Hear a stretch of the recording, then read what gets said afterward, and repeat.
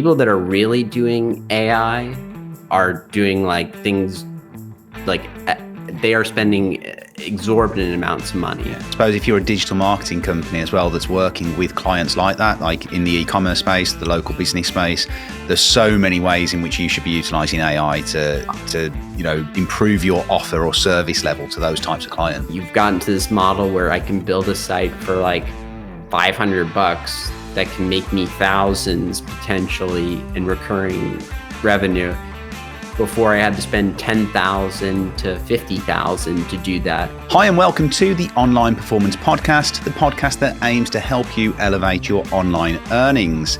My guest today is a blogger, digital marketing consultant, indie creator, author, designer, course creator, and he's had some wild success with AI over the last 12 months or so. He's also very well known for his website, bloggingguide.com. I'm really pleased today to welcome Casey Botticello. Welcome to the podcast, Casey. Well, thanks for having me, Jason. I'm a big fan of the show and excited to hopefully share some useful knowledge with your listeners. I'm sure you will. It's a real pleasure to have you here. And actually, as I was doing that introduction, I almost had to take an extra breath because there were so many facets to what you do online. So I'm sure we're going to dig into a lot of that today. Was there anything that was incorrect in what I said there? There's probably a few things that were missed out. But yeah, it's a mixture of things. Pretty much every way of making money online, I would say I've pretty much tried, short of launching like a SaaS product. Anything that involves being the individual contributor, yeah, I've probably done that. So yeah, fantastic. We're definitely going to dig into a lot of that today. So we start off each podcast with the same question, and that question is, what is online success? What does that mean to you? So to me, online success is being able to, well, I guess in business terms at least, being able to create a sustainable, scalable, lucrative online business that generates income and allows you to replace your full-time job or significantly supplement a part-time job. For me, there was definitely that desire to break away from the 9 to 5. So I'll always sort of benchmark online success as, replacing your traditional income with something different. But even if it's just supplementing your income and giving you some flexibility, I would still definitely call that success. But for me, the goal has always been full-time income. Yeah, I suppose there are varying levels of success, aren't there? And I think that's an interesting approach to how you've put that there. And that's certainly a process that I went through from, I used to be in employment for I think about 15 years or so before I ventured into the online world. So could you just give us a bit of a background as to your online journey, or how you went from, I don't know, were you working full time prior to being online? I was on a very traditional career path. I graduated from Penn, and like most of my classmates, anyone who does well pretty much looks at investment banking or management consulting. I had done like the internships, and I was fully prepared to go down that path. And I did take a management consulting job right out of school, but I ended up back here in Washington, D.C. At another 9 to 5 job. And this was, I guess, 2015 to 2018-ish. So I was doing a full-time job, but I started basically just writing for fun on the side. And slowly I started to realize, both just through experimentation, but also through my job, which was in digital PR and lobbying for a pretty big firm here in DC, that content can be worth a lot. It depends on who the end user is, but the same person or different people will pay different prices for content. And that principle applies online too. So I kind of started as like a ghost writer, doing a lot of basically spec work for different organizations that wanted to promote a message or wanted to advocate for something. And as that started to take off, I had the chance to work remotely for a brief time prior to the pandemic. And then the pandemic hit. And at that point, I decided basically, I'd already decided, but I fully switched to sort of doing my freelance work. And while I was doing that, basically just through the process of building in public and sort of sharing some of the things I had found, I connected with a lot of bloggers in particular. And I had been blogging for years, but that wasn't really what I would, call myself. But now, yeah, most of my time and income is, spent doing something related to blogging. Along the way, I've also built a number of paid newsletters.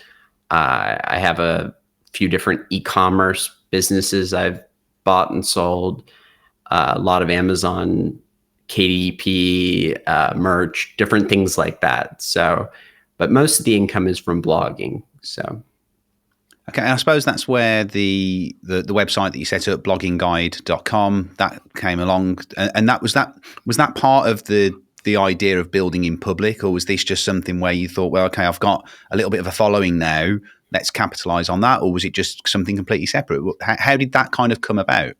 it genuinely was kind of for fun, and I wanted to experiment more with website development. So I was like, probably the best way to learn is to dive in. And I, like the sites I build now are very lean, stripped down, they're optimized for speed. Blogging guide's kind of clunky. It looks nice, but I mean, technically it's a Yeah. site I would never build for Google today. But I had a lot of fun doing all the custom coding and learning how to create, each little effect. So I would say that, yeah, it was partially, there was a little self promotion, but it was really more honestly just trying to see if I could make a nice website and hopefully document some of my findings. And I think we all go through that process, don't we? Where the first few projects that we start, you look back at them now. I sent an email out today to my audience and very much said that projects that I was working on 5 years ago, if I look at that content now, I almost cringe when I look at it, and kind of going back and trying to work on it, improve it. That's a whole separate podcast, but yeah, I think that's how it should be, and I think again, there's a lot to be said for learning in that way. Just get stuff up and put it out there, and that's how you learn. And there's no question that a big part of my own personal journey in this was really learning how to let go of that fear of perfection when publishing. When I came at this from the perspective of like a highly paid ghostwriter, of course, everything was about the quality of the content. My name wasn't attached to it, but somebody bigger than me's name was. So it was actually more important that the quality be like A+ caliber content. I think that over time, it took like probably 2 or 3 years to break down that to where I could be like, no, I really just need to just publish, and I can always edit, I can always improve content, but at the end of the day, you need to publish, and you need to stay consistent with that. So for me, that definitely was a big part of my sort of journey getting here. I think that applies to so many different aspects of content creation as well. Obviously, you're talking about that from a blogging point of view or from a written word point of view, but the same for YouTube, the same for TikTok, social media, like you say, showing up, being consistent, getting that 1% better each time. It applies to so many different elements. So you are involved in a lot of different things at the moment. If you were kind of just coming into this now, or even now as you are, where do you see the biggest opportunities for I don't know, even if you just think about it from a making money online point of view, where do you think the biggest opportunities are now? Because like you said, you talked there about e-com, you've talked about KDP, blogging. Where is it? Or is it everywhere?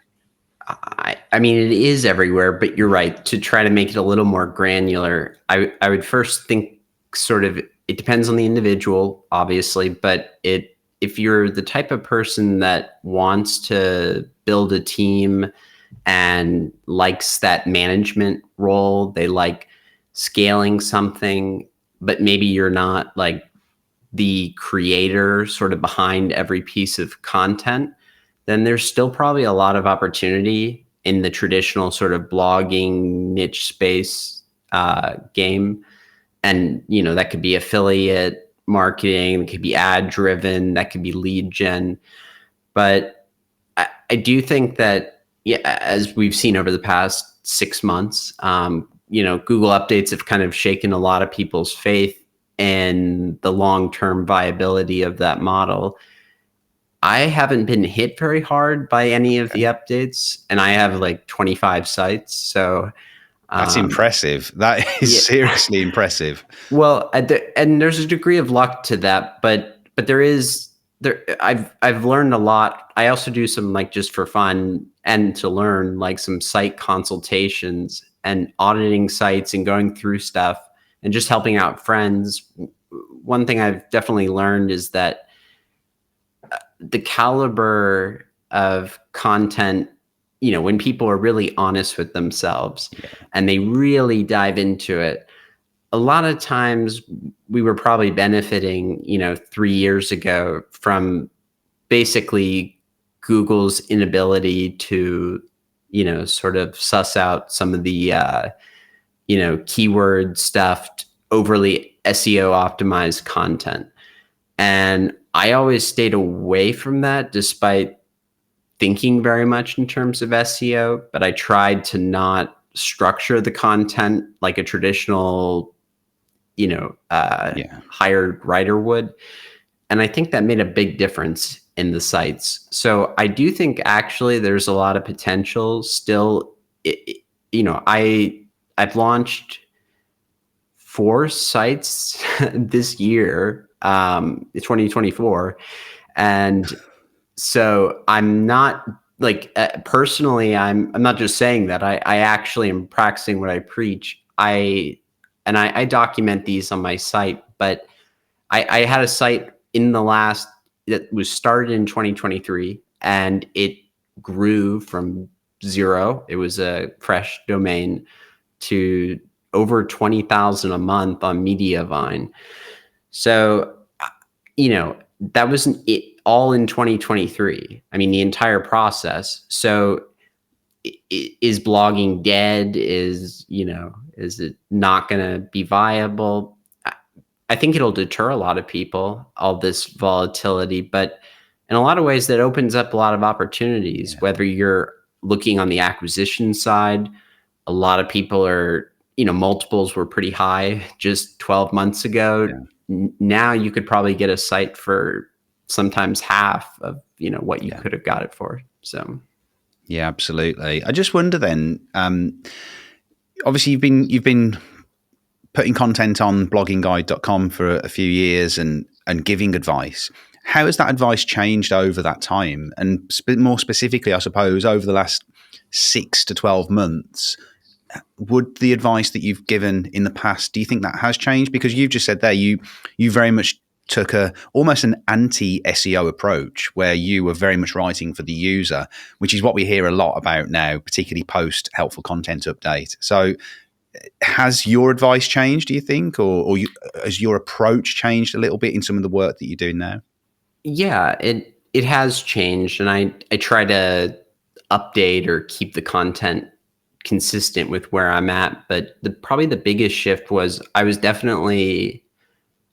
skeptical when AI content came onto the scene. Like I said, the whole purpose of it is to replace people Yeah. like me. So that's a pretty daunting thing. And I knew AI was gonna, at least it would take a while before it would get anywhere close to that level. But I knew that it didn't matter. In the meantime, the sheer volume of content you could produce could have an outsized impact. So I was, maybe like a year ago, even though I started experimenting with AI immediately, as like even before like Chat GPT came out, I was trying kind of some of the more primitive tools, but yeah, like at the time, my advice to readers was Google hasn't really sanctioned. They hadn't really made a formal, Yeah.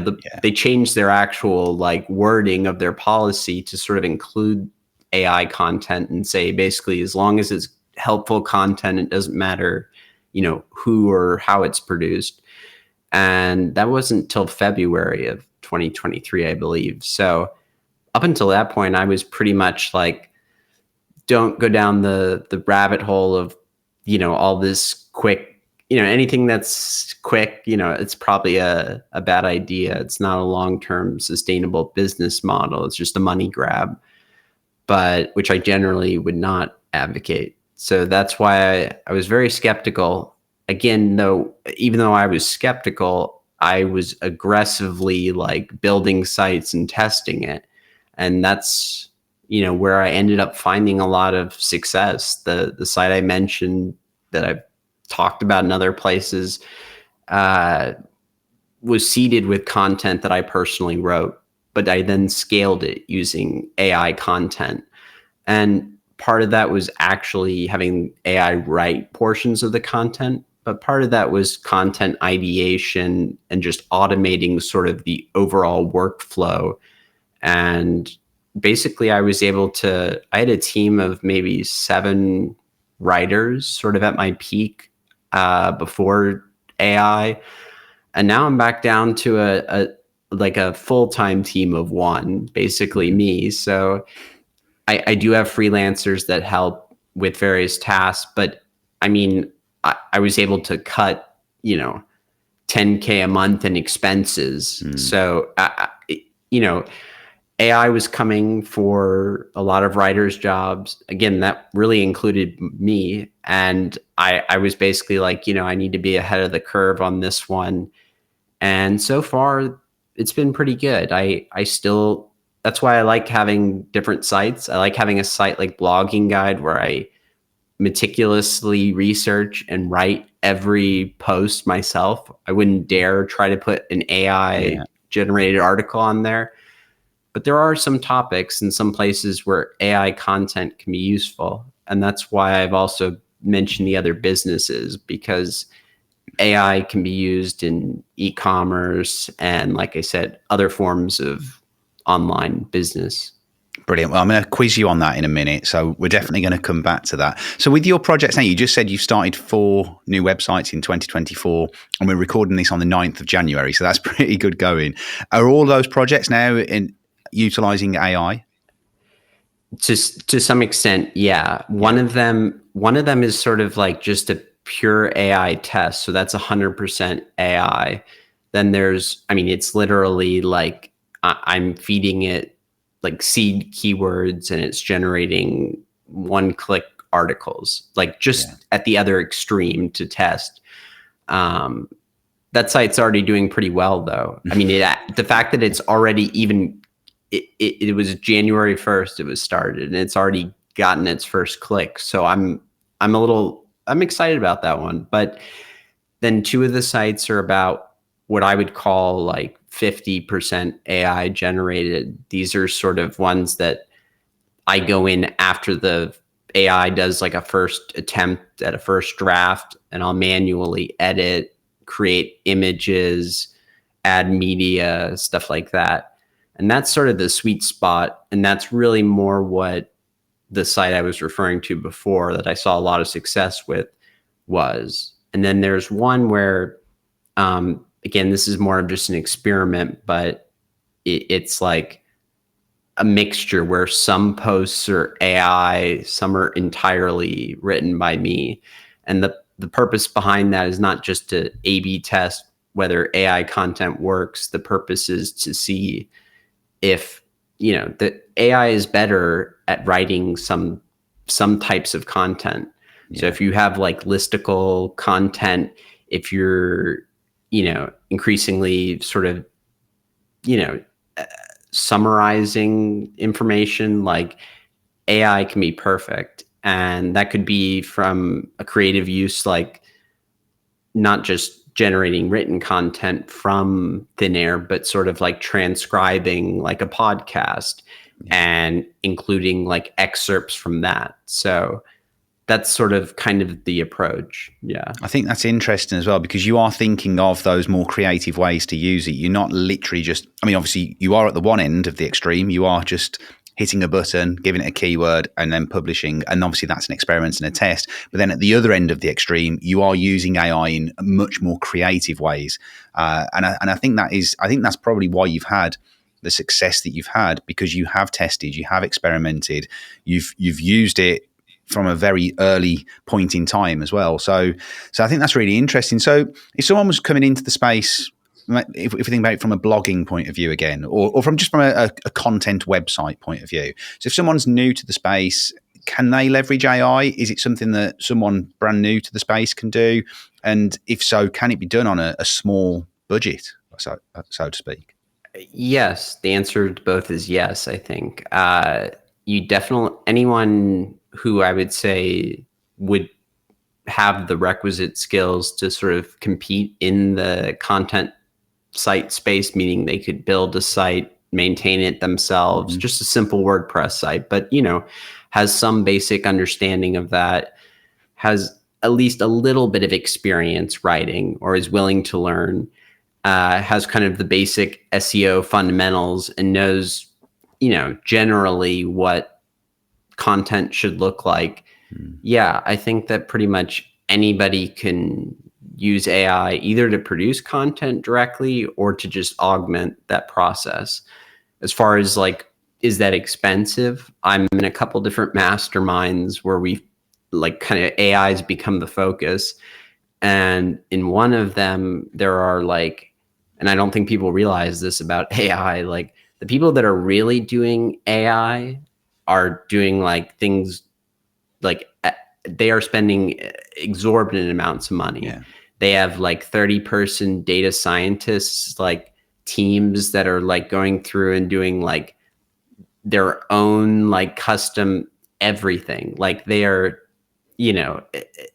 it's at a whole nother level. So there is that extreme, but I'm not at that extreme. What I do is actually extremely high ROI. And I think most people could probably do something pretty close to that. I mean, I literally started with Chat GPT. So, I mean, I don't even use the premium version. So like yes, there are some barriers to entry. You still need to understand, like I said, all the things that would have made what makes a website great. Basically, that doesn't change. But it's pretty easy, especially if you've maybe been doing this just for a little while even, and you've delegated work to writers. Maybe you've even written some of the content yourself. You can pretty easily figure out, where there are areas, that you can save on time or money. And at the end of the day, I think you have to view all this for what it is. Like I'm viewing it as a business. I have a few sites that are kind of more like passion projects, but I very much separate those and I treat those differently. Like I said, blogging guide does earn money, but it really is more of a passion project. It's where I have fun. It's probably like affiliate school, it's almost a personal brand / just sort of repository for all my experiments. So I'm a big advocate of having a site like that. And I really do think everybody should probably have like either a personal branded site or like a sort of small solo entrepreneur site. But besides that, I would advocate, definitely using AI to scale everything you can. I mean, there's so many uses. It's hard for me to imagine somebody couldn't find a use for AI to improve their workflow. So brilliant. Well, we're going to test you on that in a second, so we are going to come back to that. So just on a side note, then, are there particular piece of software you're using? I've heard you talk about Koala Writer in the past. Is that still your kind of go-to? It is definitely for the content that's like one click and stuff like that. Koala, I think it's among the people I've talked to who don't have fully custom built Yeah. systems, Koala is the best. Um, I also had the just sort of the privilege of I was on a private forum with the founder, and I watched the idea come Okay. to him and like literally saw him build it in real time. And prior to that, he was just like a niche site builder Wow. like me. And when seeing him build that, especially at the exact same moment where I was like, man, if only there was somebody who could like quickly crank out a product that could like, automate 70% of this, I could, go wild. And like, I just didn't have the technical skill set to build Mm. that type of tool, but he did, Connor. And, you know, I think I'm not saying it'll forever be the number one AI product, but it works really well. I mean, and it honestly replaces so many other functions, whether it's Yeah. now it has the AI site mapping, so it can do all the internal linking Yeah. based. It's I mean, unreal. just that's what I mean. So like just the amount of time I save, like not having to like worry about internal links, like or external links, or you can even include your affiliate links to be strategically placed throughout. I mean, the time savings on that, even if it's just rewriting an existing article, are huge. So yeah, Yeah. Koala is probably just the easiest because I honestly use it. So I that's why I recommend it. Honestly, I do use Chat GPT still, just because when I'm doing more tests and creative stuff, I just kind of like to Yeah. see what it comes up with. And honestly, like the more creative you are in prompting it, you can get sort of wildly different outcomes and information. So that's good. I have tested a few of the other tools. I think most of them are probably within like 20 to 30% range of like the quality of Koala. So I'm not I think you could get by with a lot of the tools, but I built a lot of that site last year using both free Chat GPT and Koala, and that's not very expensive. We're talking, 30 cents to 50 cents an article. So I used to Yeah. pay writers, and since I was a writer and had a good relationship with lots of writers, I paid my writers well. So a Yeah. lot of so I mean, and I know you're very, focused on that with the education sort of background, like, you understand sort of the value of having these basically subject matter experts who actually know what they're teaching. Yeah. So I've tried to find other ways for those team members to stay involved. Some of them have just kind of left freelance writing altogether, but a few of them I'm doing a couple experimental projects where I'm trying to scale the actual AI content production. That's the real bottleneck. And that, like, honestly, if you can solve that challenge, like, that'll be like the first like niche site, billionaire, like whoever Yeah. does that. So I want to dig into that in a bit more detail in a minute, and we're definitely going to come back to that. So, I want to test you on these different scenarios then for AI, and you may well come back and say that the answer is the same for all of them. But I've got three scenarios or three types of business that potentially could utilize AI, and I just want you to give me an idea as to how you might implement it. And you probably got experience in some of these. So the first one is e-commerce. So if there's someone that's running an e-commerce store that's listening to this podcast, they're thinking about trying to bring AI into their business, what would your advice be? So AI is pretty good once you have a little experience with it at writing accurate, punchy copy. So I would like, yes, sometimes you can see these hilarious, nonsensical answers, but for the most part, if you're giving it the right information, and like I said, you take a little bit of time to sort of train it on what it's supposed to be producing, you can definitely do like product descriptions, entire, product categories, all these pages that especially if you're an e-com person, you probably don't have a team of writers. It's a little different when you're in the, you just produce written material because writers are always an option. But if you're an e-commerce entrepreneur, you probably are leaving money on the table by not creating more product pages, more detailed product descriptions, by not, I mean, the uses are kind of endless. So actually, e-commerce is probably, it's not the way I'm using it the most, but I think there's a lot of potential there. Like, yeah, for sure. I agree. I think there's so much potential with e-commerce for it. So then, look at it from a completely different point of view. What about a local business? A local business, but they've got an online site. They've got a website. How would you advise them to utilize it, or would you?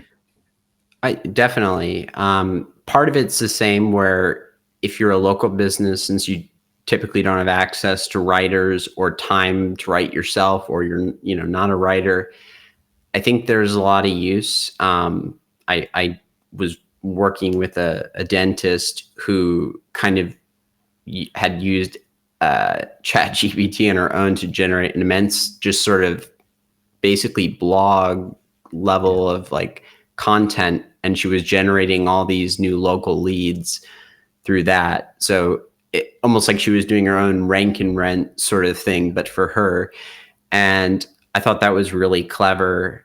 And of course, she can attach her credentials to it so that if you are the subject matter expert, you have that advantage. So let AI do some of that grunt work, and whether it's a construction business, letting it sort of do like articles on different materials, on different finishes, even letting it, just it can definitely lighten the load. I would definitely create it kind of like the e-commerce store, everything from like the meta description to the body content. I mean, you can even run your different titles through it just to kind of find different ideas. And that's the stuff that holds up a lot of local business owners, because they're not writers and they're not used to publishing, content other than like their main sales page, maybe. Yeah, absolutely. I suppose if you're a digital marketing company as well that's working with clients like that, like in the e-commerce space, the local business space, there's so many ways in which you should be utilizing AI to improve your offer or service level to those types of clients.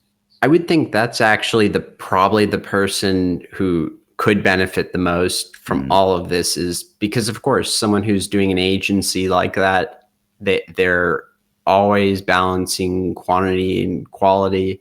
So if you don't have to outsource certain tasks, if you can, just get your first draft like 50% better, like that's a big deal, like when you start scaling that. So absolutely. And as you already pointed out, the costs are so much lower as well. So you're saving from that point of view.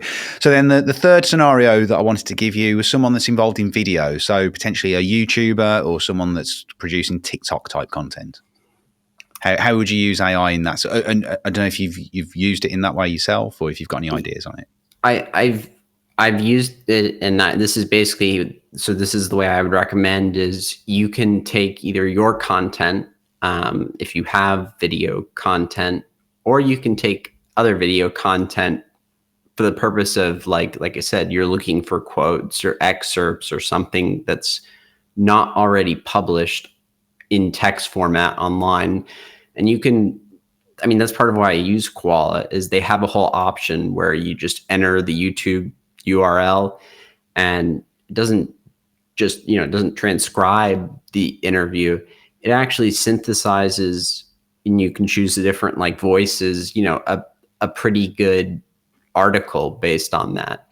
And it'll draw inferences, make links to other videos, stuff like that. So especially if you have like a back catalog of like video content, I mean, having someone else write that content to publish on your site is probably worthwhile. But I mean, this is just so much lower cost. I mean, you already produce the content, like if we were doing it for this episode, it would make sense for you to like, do like the takeaways, and it could pull out these 3 responses, that I'm giving to your question, and it could expand upon them. So, and I think that tip right there should be one of the top ones, because I think that's an absolute massive knowledge bomb that you've just dropped there. I think that's a real good one. It is. There's people who are like, I'm really surprised how slow people are at adopting some of this. I thought these opportunities would be gone by now. And so I sort of tabled that because I don't personally have a lot of video content. So it's like, I didn't know what the use case was. But I mean, there's people, and as you know, producing video content, I mean, it's incredibly difficult. And the time it takes is immense. Like, why wouldn't you also want to build like a parallel site that you could like funnel all that traffic to? Yeah. I mean, like I mean, that's exactly what AI should be doing for you, basically. No, I think you've certainly got my mind ticking there, and probably a few others that are listening and watching this. Okay, so let's go back. I want to dig back into your kind of AI processes then. So what does your day-to-day look like right now? Are you the person pressing the buttons and editing the content and that sort of thing? You said you've not necessarily got the support in terms of writers that you used to have. So are you taking on a lot of that, or have you got processes in place? I'm in the middle of, I was trying to sort of outsource. That's the tendency of anyone who's done anything online long enough, is to systematize and then outsource.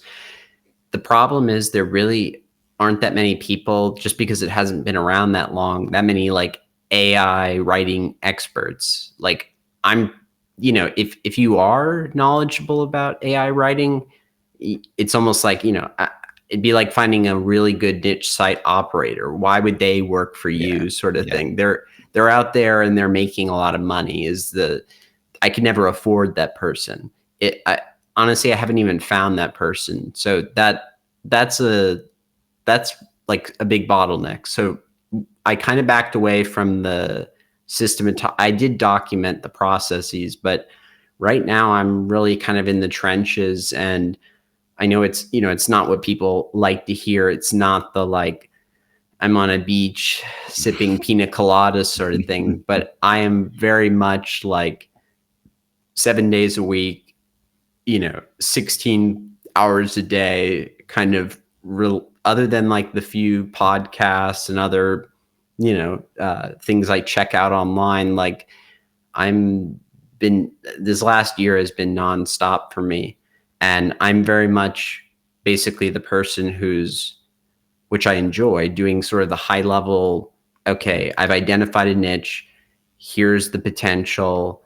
Usually it's something I like, but sometimes it's just in the past, some set of keywords that I've discovered and knew there was untapped potential, and I marked that for later. But it was like, I never would get to that because in the previous world, that would cost too much for me to do like I can't have like a team of writers working on 30 sites for me. But now I can, kind of do that. So I'm both going after things I left on the table before, but also finding new things. And that after that, though, I am literally like, I use a few freelancers to help systematize, scrape, and like organize sort of all the keyword content that I'm going after. But I'm very much like, nobody is performing more than one task. I'm sort of, I don't even think most people who are working now doing my freelance work would even know what the end product is. I think they just think it's somebody doing keyword research or whatever. Even then, I do most of the keyword research myself. It's really just using them in the same way I use AI, like, just because I know that at scale I can do it cheaply. So I suppose the key thing is, as long as you can still be strategic and be able to take that step back and plan new projects and all of that side of thing, which you can, because you know what it's like when you're writing content yourself from scratch. That is very, very taxing. It's very time consuming. It takes a lot of mental energy. Whereas I suppose utilizing AI in that content creation process, it alleviates a lot of that, I It, guess. it does. And the way I would compare it or sort of explain it is really it's almost like having like bionic arms or something where it's not that like I'm fully like a robot and or I have a robot doing work for me. It's really more like the the same hustle sort of grind that I applied before can now be scaled 30x probably. So, unfortunately that's like probably the biggest moat to all this. People would say, well, if you can do it, then anyone can do it, sort of thing. And that's like in principle entirely true. But it, I'm still going through, and at the beginning I was spending like 3 to 4 hours when I say like editing and rewriting and Yeah, making custom visuals, infographics, videos, whatever.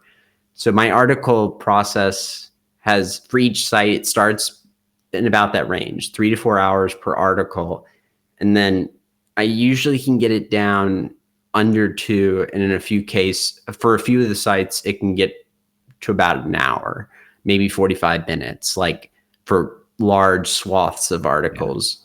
So it's still, so if you want to crank out 100 articles, that's 100 hours best case.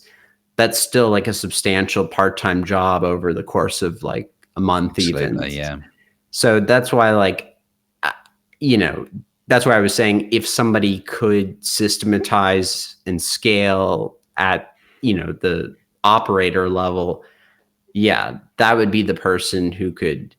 But again, it takes so much money, and it basically gets you back to the same point where now you're just, you've gotten to this model where I can build a site for like $500 that can make me thousands potentially in recurring revenue, before I had to spend 10,000 to 50,000 to do that. If you start hiring, experienced AI operators, I think you'd be spending even more than that. yeah, So it definitely may not be like a 10-year business strategy.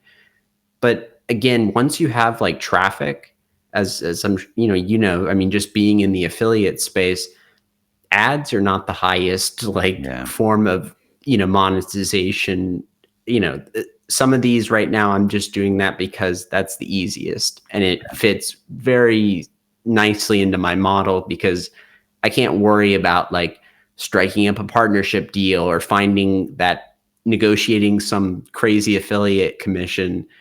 But eventually, once I come back and I have all these sites and they're sort of at the more mature level, yeah, I'll go back and do that. And two of the sites, I've actually built a community around them. it's So I've brilliant. added like an actual, so one has like a subscription newsletter. So like they're they're kind, I'm trying to future proof them a little bit, but I think the main thing is I'm just trying to get to the traffic before someone else does. And then hopefully once I actually have people, real people engaging with the content, you know, that the hard part is already done and the moat's sort of already built once you have like a community.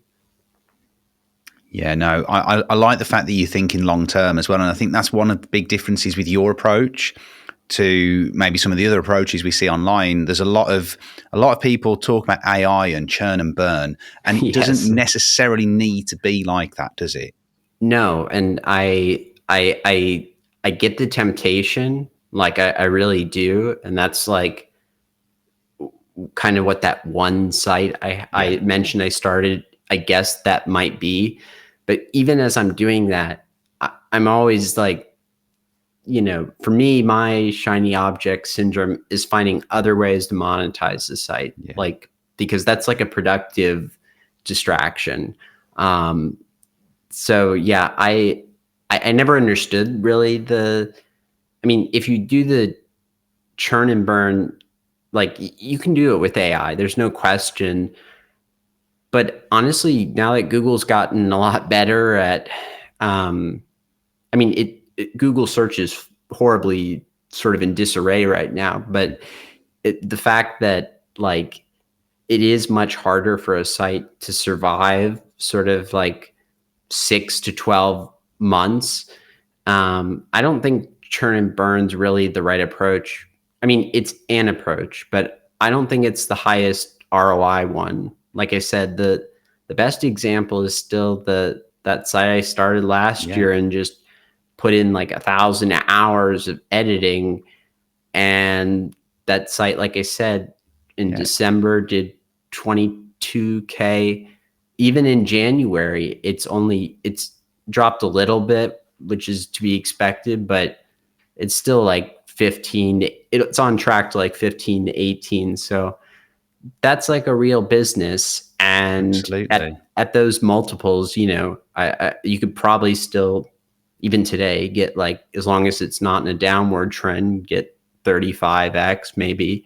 Yeah. So yeah, that's where the opportunity is, I think. Yeah. Absolutely, and the fact that that site sailed through updates, and all of your other sites sailed through updates, I think that is a testament to that. So you obviously are getting something right that a lot of us, even creating handwritten content, blood, sweat, and tears, are not necessarily doing. But I think I say blood, sweat, and tears there a bit nonchalantly and a bit throwaway, but actually you are putting blood, sweat, and tears into this, and I think that's important that people understand that AI is not necessarily just a shortcut. It's probably just a No. more optimized way of doing things. But you mentioned the words grind and hustle a few minutes ago, and I want to switch away from AI now, and I want to get more into Casey, the person, Okay. and what's led you to this point where you are having really, really good success at the moment. So you also mentioned the word entrepreneur earlier on. Do you see yourself as having that entrepreneurial mindset? And if so, do you think you've always had that? Is that something that you've always had, or is it something that you read about or what saw? No, I definitely always had it. When I've had like pre-internet, there were lots of businesses. I almost deferred going to college purely to run a vending business, that like a vending machine business that my friend from high school and I started, and we got like a few major contracts just by like knocking on doors and talking to people. So I definitely have always been entrepreneurial, but I think what really attracted me to sort of doing all this online is honestly, when you're an entrepreneur, you have to focus on risk management, and online projects offer like this total asymmetric, reward where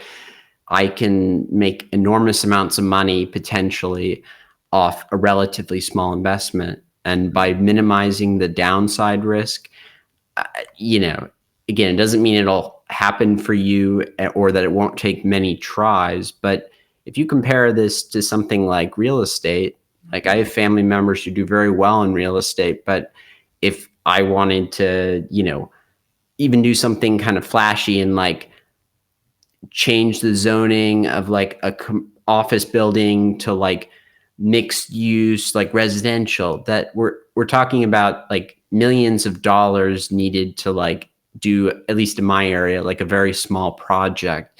Yeah, And even then you're looking at a pretty low return compared to like, the sites. Like I was just talking with a friend who actually has like a legit like commercial real estate sort of brokerage. He was talking about somebody making like, just kind of 10,000 passively like through this triple net lease. And I was like, I mean, I probably have like 10 of those incubating, and I didn't have to put up 3 million to yeah, do it. exactly. So Yeah, no, absolutely. I mean, so another question I like to ask people is about personality, and the question I was going to ask you is: are you an introvert? Would you class yourself as an introvert or an extrovert?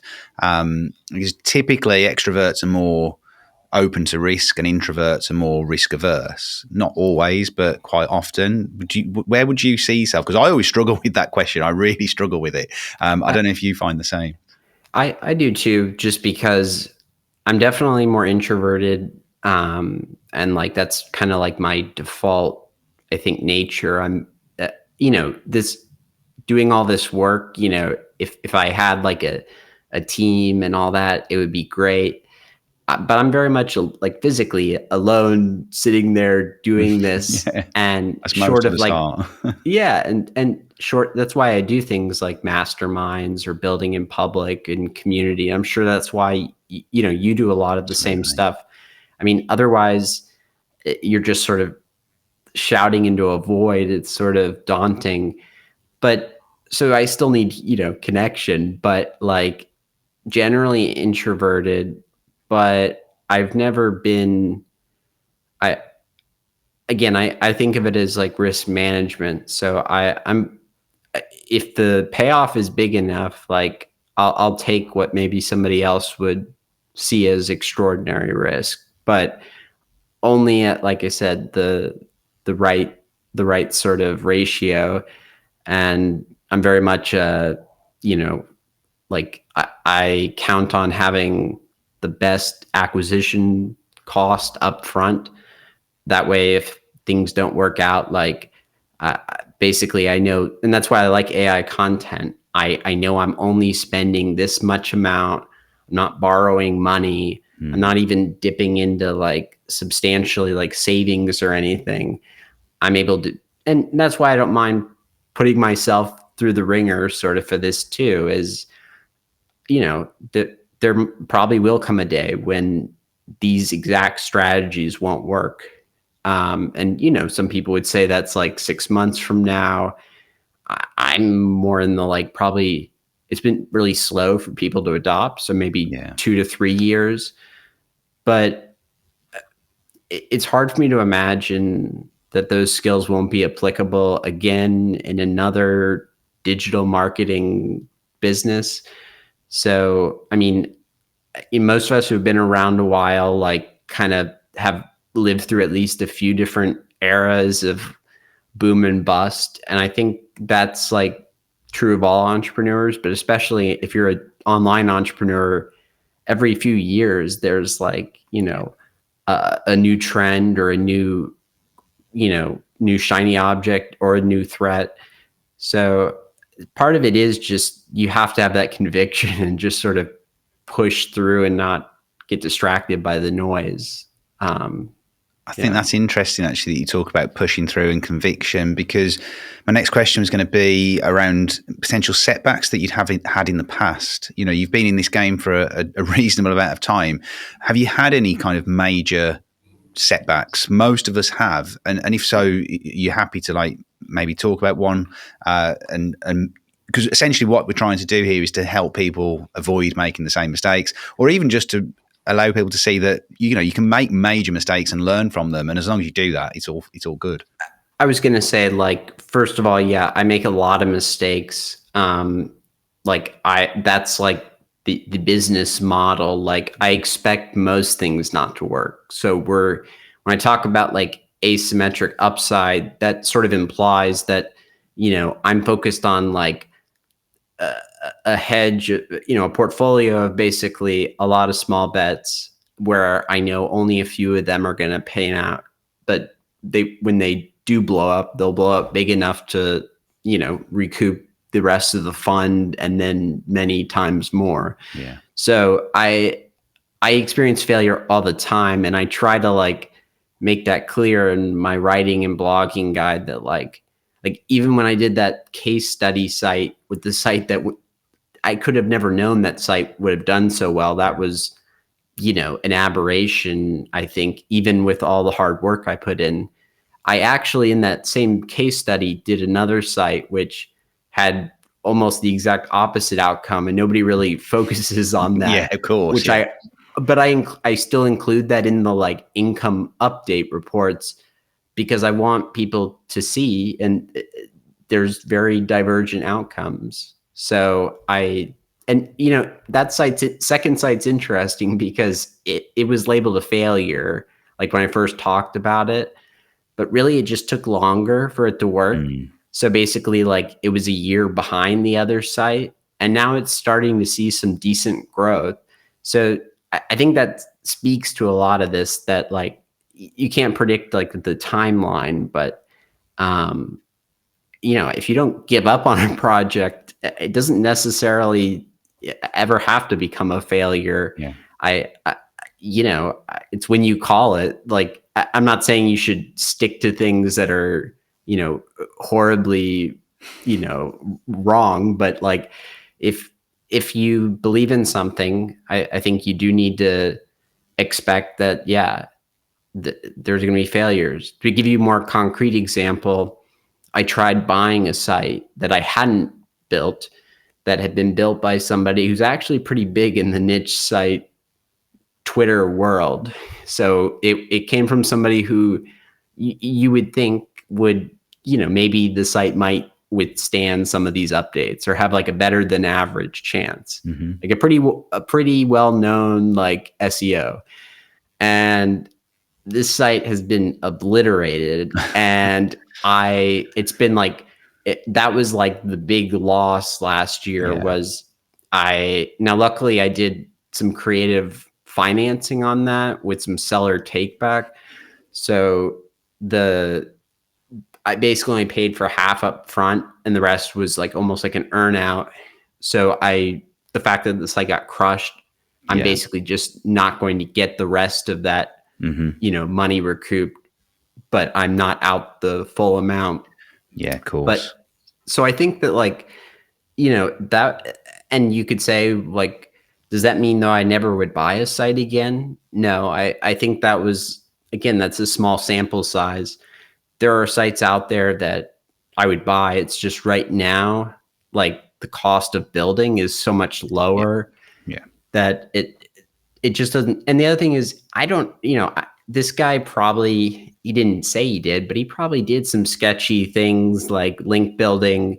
I mean, not that link building is inherently sketchy. I mean, he probably specifically did link building. Certain types of link building, yeah. Yeah, and like maybe I didn't pick that up in due diligence. Yeah. But again, that was why I structured the deal financially up front the way I did. I was like, yeah, this guy's probably trying to screw me. So I'm not going to give him 100%. I'm going to say, I have this inflexible, indefinite financing at 0%. And that way, if the site gets clobbered in 6 months, I have an out. And not to mention that site, although it was a total failure and I don't even like checking its earnings anymore, that site was my gateway sort of to Raptive as an ad network. So basically, like, I've been able to onboard other sites because that site at the time was doing so well. Yeah. And so that was part of the strategy, is you got to come into these things expecting the worst. And, that's what happened with that one. But it doesn't mean I wouldn't try that again. So I think, like I said, you have to find the right deals and be willing to take the risk still. Absolutely. So on the flip side of that, then, is there an end game for Casey in whereby you would sell all of your sites, or do you set goals like that, like financial or that side of things? I do say I'm big on. Well, yeah, I'm big on goal setting. I wouldn't say that like I have any specific plans to sell all the sites like in one and like sail off into the sunset or anything. Forever. Yeah, probably not. I honestly, like, I've become so accustomed to working all the time. Like, I went on my first like vacation in like years for like a true no phones allowed with my girlfriend like a few weeks back. And it was like a 3-day weekend. And I was like, I was going, yeah, it's like, and it wasn't just like, oh, I needed like social media. No, like not knowing where my earnings were, not like seeing the analytics, even the things I don't like about the business. I was like, what am I doing? Like, so I don't think I could quit cold turkey. I think, and that's the beauty of this, is that I probably will sell a site or two this year if I had to guess, even though I don't have any specific plans to.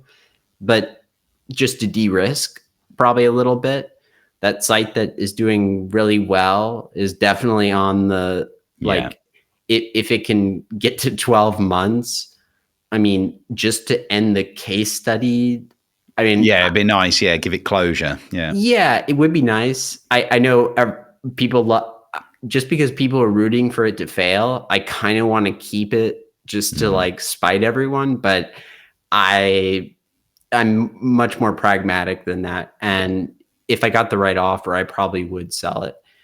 But no, I don't. For me, there's no firm end goal, but I would like to have, my goal is maybe over the next 5 years to sort of future proof myself, because I do see a lot of change Yeah. in like AI more broadly in the workforce. And basically my goal is to never even consider going back to a real job. And I'm definitely like doing fine right now, but I do think AI will disrupt things. And again, like, I might have to live off, less, I may not have the same earning potential in the future. So you got to make hay while the sun is shining, right? Absolutely, absolutely. Okay, coming towards the end of the podcast, just want to ask you this final question. One tip for being successful online, if you had, because there will be lots of people listening to this that have not had such success or they're just getting into it. What would be your one tip to kind of achieve success online? I mean, I was one of the people who I would, in my mind, have said up until maybe 2 years ago, I hadn't achieved any success online. Part of that's like my like self doubt, but part of that is the reality that this was, I was seeing like geometric growth, years, the first 8 years, were like losses or Hmm. like, break even. Um, so you basically have to, it's almost impossible to do something for like, let's say 5 to 10 years that you really hate. So I think out of necessity, you have to enjoy it, as cliche as that sounds. But I think more than that, it has to be something like you're willing to commit to for like, even though a site can be built quickly and you can exit, and those are great stories, that shouldn't be the goal or the expectation. I think this should be like, no, you're going to make this, whatever it is, work at all costs, whether that means iterating and switching to ads, affiliates, community model, subscription products, partnering with a SaaS tool like to get equity in that company. That there's so many ways to monetize it that I think, as long as you basically are willing to stick with it and you have the financial means to do so. So part of that is you have to kind of like get yourself to a place where you're not like when I see people message me and they're like, I need like $100 like this month, like for like my electricity bill, like help me Yeah, with blogging. And I tell people, just no, blogging is yeah, the the worst online thing to entrepreneur. do that. Yeah, that I was like, you have to have, it's less money than like an institutional investor needs, or like I said, to do real estate or most brick and mortar businesses, but you need some base level of support. But keep your costs low in your personal life, and to the extent possible. And you just might end up building a 10-year overnight success, right? So Absolutely. Yeah, it's what people don't see, isn't it? yeah. No, Casey, it's been an absolute pleasure to have you on. Where can people find you? Where do you Yeah. hang out? Yeah. So I guess bloggingguide.com is the probably the easiest way to check out what I'm doing. I post case studies monthly and just other kind of articles.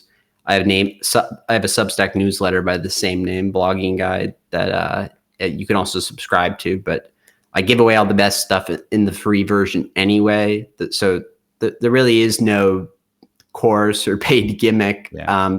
The idea has always been for me about, share the most useful stuff, and people will, if they find it useful, they'll buy something on the back end, like to say thanks. And that's like the only people I want buying my stuff are people that already found real value. So I would say Blogging Guide is the best place.